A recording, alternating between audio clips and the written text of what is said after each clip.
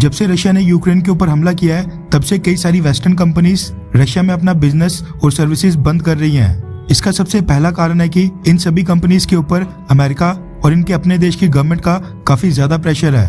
और दूसरा कारण ये है कि रशिया की टोटल पॉपुलेशन मात्र 14 करोड़ है।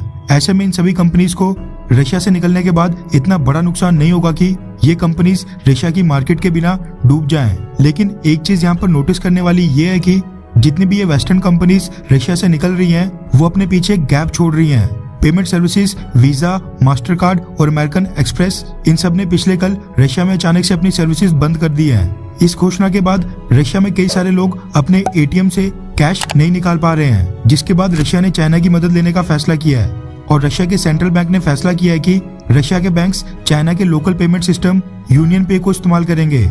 सोशल मीडिया पर कहा जा रहा था कि भारत भी रशिया को रुपे, भीम या फिर यूपीआई पेमेंट सिस्टम ऑफर कर सकता है। हालांकि वो तो अभी तक होते नहीं दिखाई दे रहा है। और न सिर्फ पेमेंट सिस्टम बल्कि और कई सेक्टर्स की कंपनीज रशिया से बाहर निकल रही हैं, जिसके बाद अब उस गैप को रशिया में फिल किया जाना है। रशिया के लोकल प्लेयर्स के पास तो ये गैप फिल करने का बहुत ही सुनहरा मौका है, लेकिन चाइना इस अपॉर्चुनिटी को दोनों हाथों से ले रहा है। एक्सपर्ट्स का मानना है कि अमेरिका और वेस्टर्न देशों की वजह से अब चाइना को रशिया की मार्केट का ओपन एक्सेस मिल गया है। जो भी वेस्टर्न कंपनीज रशिया से निकल रही हैं, उनकी जगह अब रशिया में चाइना की कंपनीज ले लेंगी। रशिया के बाद फिर चाइनीज कंपनीज धीरे धीरे सोवियत यूनियन से अलग हुए रशिया के सारे पड़ोसी देशों में एंटर हो जाएंगी और ये चाइना की कंपनीज को पूरी दुनिया में फैलने में मददगार साबित होगा।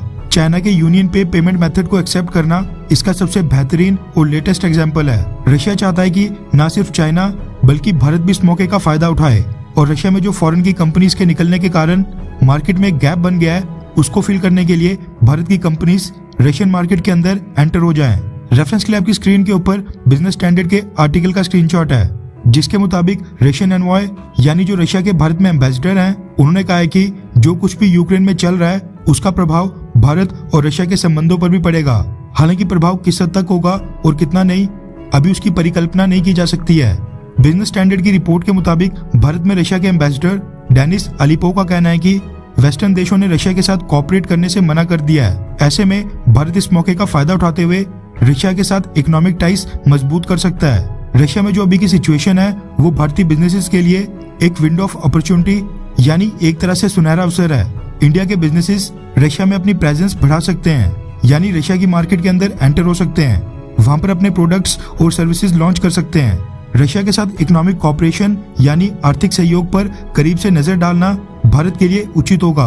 इसके साथ ही रशियन एम्बेसडर ने यह भी कहा कि हम भारत की इंडिपेंडेंट फॉरेन पॉलिसी का स्वागत करते हैं। डेनिस अलीपोव ने और भी कई सारी बातें बोली जो हमने पिछले कल वीडियो में कवर कर ली थी, लेकिन रशियन एम्बेसडर जो इंडियन कंपनीज को रशियन मार्केट पेनिट्रेट करने, वहां पर प्रोडक्ट्स और अपनी सर्विसेज लॉन्च करने का न्योता दे रहे हैं, अगर भारत उसको एक्सेप्ट कर ले यानी उनके न्योते को स्वीकार कर ले और भारत की कंपनीज रशिया के अंदर जाकर सेम वही प्रोडक्ट और सर्विसेज लॉन्च करें जो वेस्टर्न कंपनीज ने पीछे छोड़ दिए हैं, तो ऐसे में ये भी खतरा है कि वेस्टर्न देश खासकर अमेरिका, ब्रिटेन और G7 कंट्रीज भारत से नाराज हो सकती हैं। लेकिन यहाँ पर मैं आपकी राय जानना चाहता हूँ, क्या भारत को भी चाइना की तरह वेस्टर्न देशों से ये खतरा मोड़ लेते हुए रशिया की मार्केट को टेक ओवर करने के लिए रशिया भेजना चाहिए?